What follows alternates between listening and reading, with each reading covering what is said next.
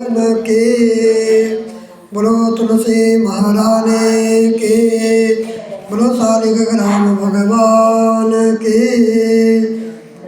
ओम बंसी विभूषित करा नवनी हृदावान पीताम्बराधरुणवेम्बकलोदरुष्टात् पूर्णेन्दु सुन्दर मुखादरवेम्बनेत्रा कृष्णां परम किमपि तत्त्वमहं न जाने सच्चिदानन्दरूपाय विश्वोत्पत्त्यादिहेतवे तापत्रय विनाशाय श्रीकृष्णाय वयं नमः।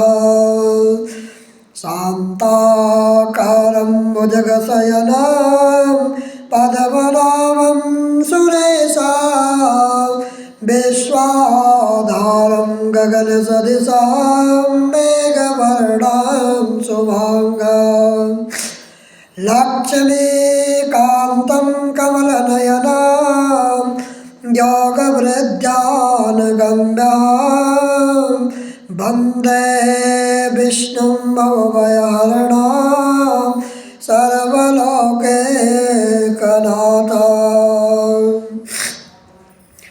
गुरुर्ब्रह्मा गुरुर्विष्णु गुरुर्देवो महेश्वरा गुरुर्साक्षात् परब्रह्म तस्मै श्रीगुरुवे नमः।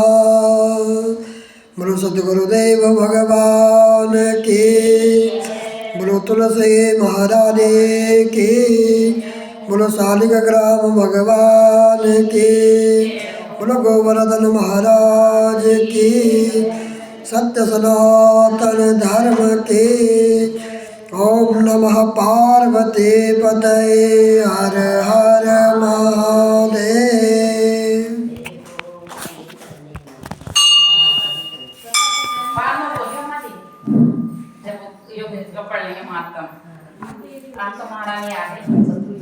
राजा पृथु ने कहा, नारद जी, यह तो आपने महाप्रभु शंकर की बड़ी अद्भुत कथा सुनाई है।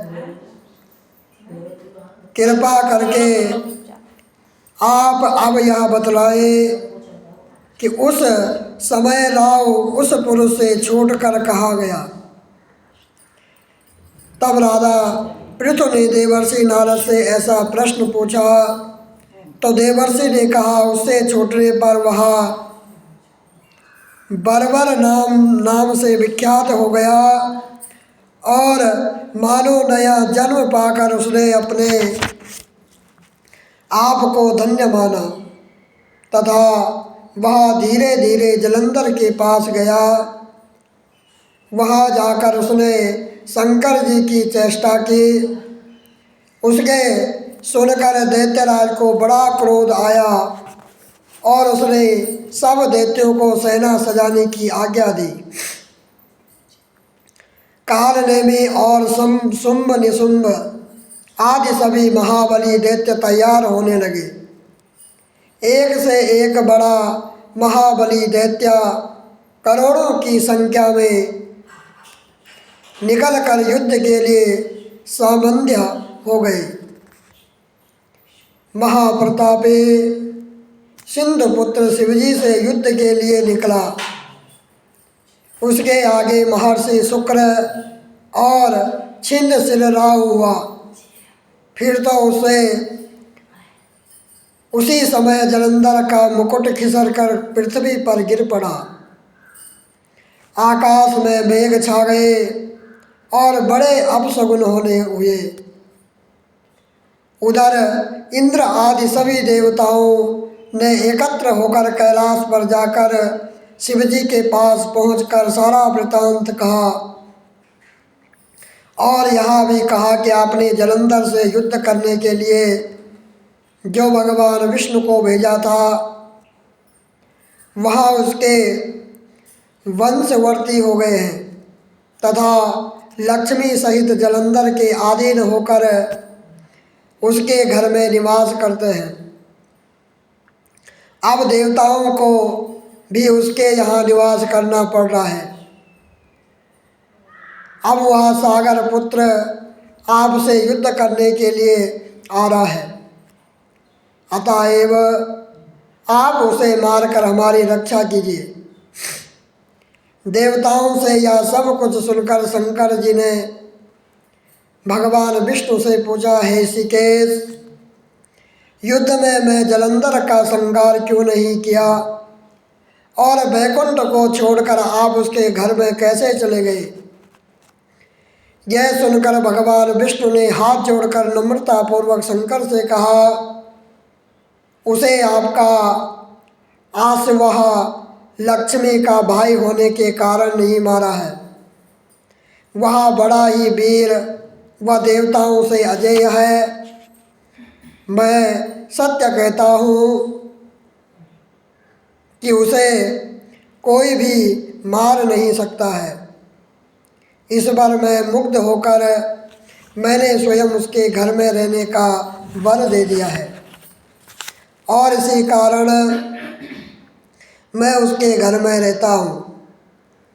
हे सूर्य विष्णु, आप यह क्या कहते हैं?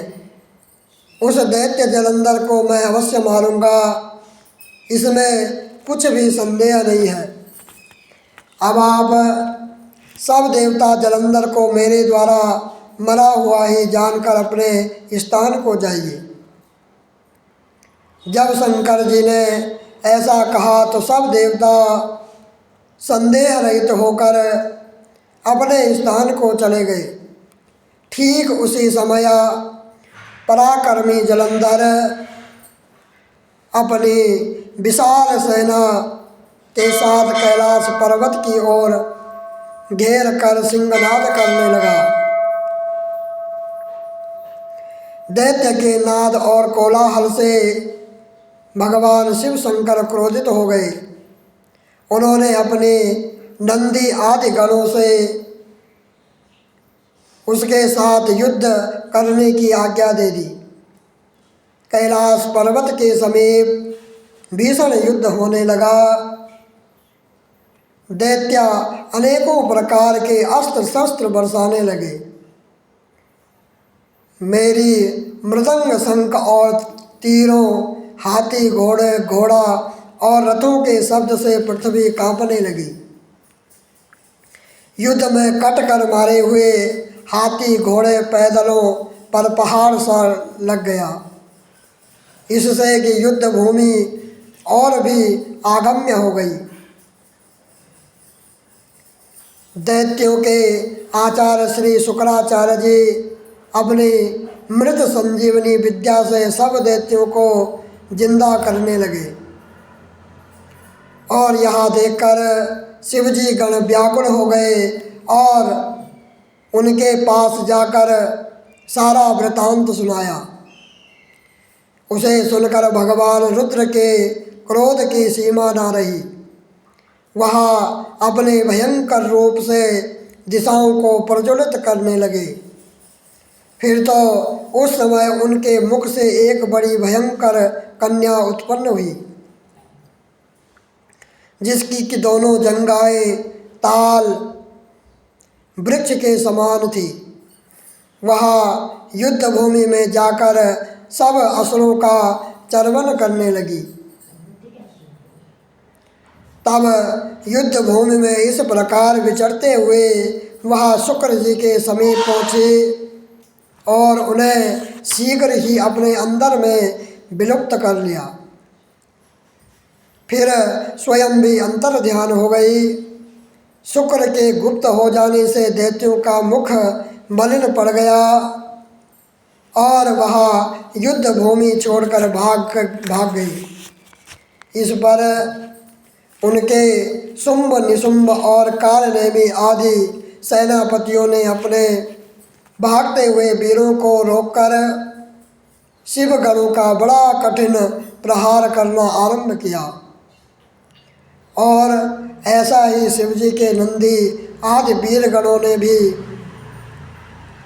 जिनमें गणेश और स्वामी कार्तिकेय भी थे, अपने गणों को रोक रोक कर दैत्यों से भीषण युद्ध करना आरंभ किया।